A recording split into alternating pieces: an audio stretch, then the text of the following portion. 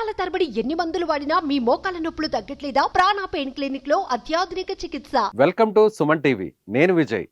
ఇవాళ ఏపీ అసెంబ్లీలో ఒక అరుదైన ఘటన చోటు చేసుకుంది. అదే తండ్రి కొడుకులు ఇద్దరు కూడా ప్రమాణ స్వీకారం, ఎమ్మెల్యేలుగా ప్రమాణ స్వీకారం చేసినటువంటి కార్యక్రమం. వారెవరో కాదు, ముఖ్యమంత్రి హోదాలో ఉన్నటువంటి నారా చంద్రబాబు నాయుడు గారు, అలాగే మంత్రి హోదాలో ఉన్నటువంటి లోకేష్ గారు. సో ఈ ఇద్దరు కూడా ఒకేసారి ఒకే వేదికలో ప్రమాణ స్వీకారం చేయడాన్ని అందరూ కూడా, అన్ని పార్టీలకు సంబంధించినటువంటి శాసనసభ్యులందరూ కూడా హర్షించారని చెప్పాలి. అయితే ఇదొక అరుదైనటువంటి రికార్డుగా మనం చెప్పాలి. ఉమ్మడి ఆంధ్రప్రదేశ్లో ఇప్పటి వరకు కూడా చూస్తే ముఖ్యమంత్రి హోదాలో ఒక తండ్రి, అలాగే మంత్రి హోదాలో కుమారుడు, వీరిద్దరూ కూడా ఒకే రోజున ఒకే సమయంలో ఎమ్మెల్యేలుగా ప్రమాణ స్వీకారం చేసినటువంటి ఘటన ఇప్పటి వరకు ఎక్కడ కూడా జరిగినటువంటి పరిస్థితి లేదు. సో ఇదొక రికార్డుగా చెప్పాలి. ముఖ్యమంత్రిగా చంద్రబాబు నాయుడు కుప్పం ఎమ్మెల్యేగా ఆయన ప్రమాణ స్వీకారం చేశారు. అదేవిధంగా మంగళగిరికి సంబంధించినటువంటి ఎమ్మెల్యేగా మంత్రి హోదాలో ఉన్నటువంటి నారా లోకేష్ కూడా, ఆయన కూడా ప్రమాణ స్వీకారం చేసినటువంటి పరిస్థితి.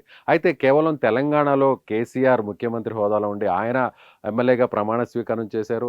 అదేవిధంగా ఆయన మంత్రివర్గంలో ఉన్నటువంటి కేటీఆర్ కూడా ఆయన ఎమ్మెల్యేగా ప్రమాణ స్వీకారం చేశారు. అయితే తెలంగాణ ఏర్పడిన తరువాత తెలంగాణ అసెంబ్లీలో ఇలాంటి ఘటన జరిగింది. అయితే ఉమ్మడి ఆంధ్రప్రదేశ్లో కానీ, ఆ తర్వాత విభజిత ఆంధ్రప్రదేశ్లో కానీ అసెంబ్లీలో ఇలాంటి అరుదైనటువంటి ఘటన ఇప్పటి వరకు జరగలేదనే చెప్పాలి. సో ముఖ్యమంత్రి హోదాలో సీనియర్ నాయకుడిగా, ఎన్నో పర్యాయాలు ఎమ్మెల్యేగా, అలాగే గతంలో 3 సార్లు ముఖ్యమంత్రిగా పనిచేసినటువంటి నారా చంద్రబాబు నాయుడు ఇవాళ 4వసారి ముఖ్యమంత్రిగా హోదాలో ఆయన కుప్పం ఎమ్మెల్యేగా ప్రమాణ స్వీకారం తొలిసారిగా ఆయన చేశారు. అదేవిధంగా ఆయన మంత్రివర్గంలో చోటు సంపాదించుకొని 2వసారి చోటు సంపాదించుకున్న మొదటిసారి ఎమ్మెల్యేగా గెలిచినటువంటి నారా లోకేష్ ఆయన తొలిసారిగా ఎమ్మెల్యేగా ప్రమాణ స్వీకారం చేసినటువంటి పరిస్థితి. 2014లో లోకేష్ ఎమ్మెల్యేగా ఆయన అవకాశం దక్కకపోవడంతో ఆ మంత్రివర్గంలో ఆయన ఎమ్మెల్సీగా ఆయన ఎంపికైన తర్వాత మంత్రిగా ప్రమాణ స్వీకారం చేసినటువంటి పరిస్థితి. 2014లో డైరెక్ట్ ఎన్నికల్లో, ప్రత్యక్ష ఎన్నికల్లోకి లోకేష్ రాకపోవడంతో ఎమ్మెల్సీగా ఎన్నికైన తర్వాత మంత్రివర్గంలోకి చోటు కల్పించారు నారా చంద్రబాబు నాయుడు లోకేష్ గారికి. ఆ తర్వాత 2019 ఎన్నికల్లో లోకేష్ మంగళగిరి నుంచి పోటీ చేసి ఆయన ఓటమి పాలైనటువంటి విషయం మీకు తెలిసిందే. ఆ తర్వాత 2019లో వైసీపీ అధికారంలోకి వచ్చిన తర్వాత లోకేష్ పార్టీకి సంబంధించినటువంటి నాయకత్వాన్ని అంతా కూడా ఆయన పూర్తి స్థాయిలో ఆయన బాధ్యతలు చూసుకున్నారు. ఎక్కడ ఏ సమస్య ఉన్నా కూడా ప్రతి సమస్యకు పరిష్కారం చూపుతూ పార్టీలో ఉన్నటువంటి నాయకత్వానికి, కేడర్కు కూడా ఉత్తేజాన్ని నింపుతూ, ధైర్యాన్ని ఇస్తూ వచ్చారు లోకేష్. చంద్రబాబు నాయుడుకి సంబంధించినటువంటి కుమారుడుగానే కాకుండా పాదయాత్ర నిర్వహించి, ప్రజాగళం, యువగళం అనేటువంటి పేరుతో పాదయాత్ర నిర్వహించారు లోకేష్. అటు కుప్పం నుంచి ఇటువైపు విజయనగరం జిల్లా వరకు కూడా ఆయన 1000 కిలోమీటర్లు, 100 రోజుల పాటు పాదయాత్ర నిర్వహించారు. ప్రతి కార్యకర్తకు ఆయన భరోసా ఇస్తూ వచ్చారు. కష్టకాలంలో పార్టీ నాయకత్వానికి అండగా నిలబడి పార్టీని పరుగులు పెట్టించినటువంటి యువ నాయకుడిగా లోకేష్ పేరు తెచ్చుకున్నారు. మంగళగిరిలో ఓటమి పాలైన తరువాత లోకేష్పై అనేక విమర్శలు వెల్లువెత్తాయి. అనేక రకాలుగా అధికార పార్టీ నాయకులు విమర్శలు గుప్పించినప్పటికీ కూడా వాటన్నిటికి కూడా తట్టుకొని లోకేష్ తన నాయకత్వాన్ని నిరూపించుకుంటూ వచ్చారు. ఒక నాయకత్వాన్ని బలోపేతం చేస్తూ కూడా పార్టీలో ఆయన పూర్తి స్థాయిలో బాధ్యతలు నిర్వహిస్తూ వచ్చారు. అదే క్రమంలో చంద్రబాబు నాయుడు, ప్రతిపక్ష నాయకుడిగా ఉన్నటువంటి చంద్రబాబు నాయుడును అరెస్టు చేసి నేరుగా జైలుకు పంపించినటువంటి సమయంలో కూడా పార్టీ క్యాడర్కు, పార్టీ నాయకత్వానికి పూర్తి స్థాయిలో ఆయన అండదండలను ఇచ్చారు. అదే స్థాయిలో ఢిల్లీ స్థాయిలో కూడా చక్రం తిప్పుతూ అక్కడ ఢిల్లీ స్థాయిలో ఉన్నటువంటి పెద్దలను కలిసి తన తండ్రి, అలాగే ప్రతిపక్ష నాయకుడు, అలాగే తెలుగుదేశం పార్టీ అధినేత చంద్రబాబు నాయుడు బయటకు వచ్చేంత వరకు కూడా ఆయన చేసినటువంటి రాజకీయ వ్యూహాలన్నీ కూడా మనం ప్రత్యేకంగా చెప్పాల్సినటువంటి పరిస్థితి. కష్టకాలంలో పార్టీకి వెనుదన్నుగా నిలుస్తూ, పార్టీ క్యాడర్లో ధైర్యం నింపుతూ, పార్టీని విజయం వైపు నడిపినటువంటి నాయకుడు, యువ నాయకుడు లోకేష్.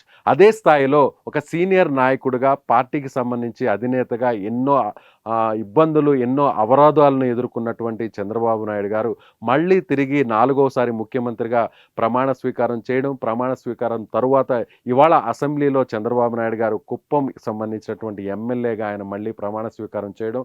మొదట చంద్రబాబు నాయుడు గారు ప్రమాణ స్వీకారం చేసిన తర్వాత, ఆ తర్వాత డిప్యూటీ సీఎంగా పవన్ కళ్యాణ్ ప్రమాణ స్వీకారం చేశారు. ఆ ఆ తర్వాత మంత్రులందరూ కూడా ప్రమాణ స్వీకారం చేసేటువంటి క్రమంలో వరుస క్రమంలో నారా లోకేష్ తొలిసారిగా ఆయన ఎమ్మెల్యేగా ప్రమాణ స్వీకారం చేసినటువంటి పరిస్థితి. నారా లోకేష్ మీద ఎన్ని విమర్శలు ఎదురైనా కూడా, ఎన్ని విమర్శలు గుప్పించినా కూడా వాటన్నిటిని కూడా తట్టుకొని అదే మంగళి ఎక్కడ పోగొట్టుకున్నామో అక్కడే నిలబెట్టుకోవాలి అనేటువంటి పందాలో నడిచారు నారా లోకేష్. మంగళగిరిలో ఆయన ప్రత్యేకమైనటువంటి ప్రణాళికను రూపొందించారు. ప్రత్యేకంగా కొన్ని పథకాలను కూడా ప్రవేశపెట్టారు.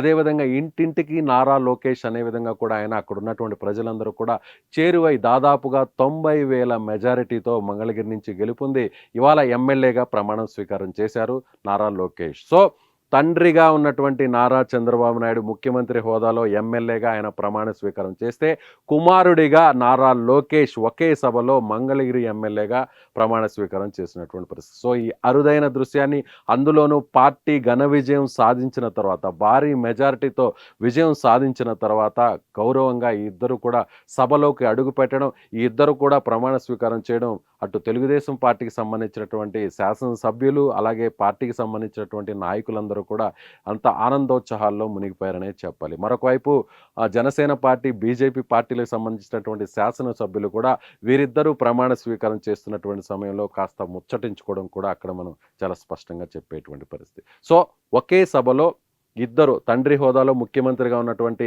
చంద్రబాబు నాయుడు ఎమ్మెల్యేగా ప్రమాణ స్వీకారం చేయడం, అదే సభలో మంత్రివర్గంలో ఉన్నటువంటి తొలిసారిగా ఎమ్మెల్యేగా ఎన్నికైనటువంటి మంగళగిరి ఎమ్మెల్యేగా భారీ మెజారిటీతో ఎన్నికైనటువంటి నారా లోకేష్ ప్రమాణ స్వీకారం చేయడం ఇవాళ అసెంబ్లీలో అరుదైనటువంటి ఘటనగా మనం చెప్పవచ్చు. సుమన్ టీవీలో మీ పర్సనల్ అండ్ బిజినెస్ ప్రమోషన్స్ కోసం కింది నెంబర్కి కాంటాక్ట్ చేయండి.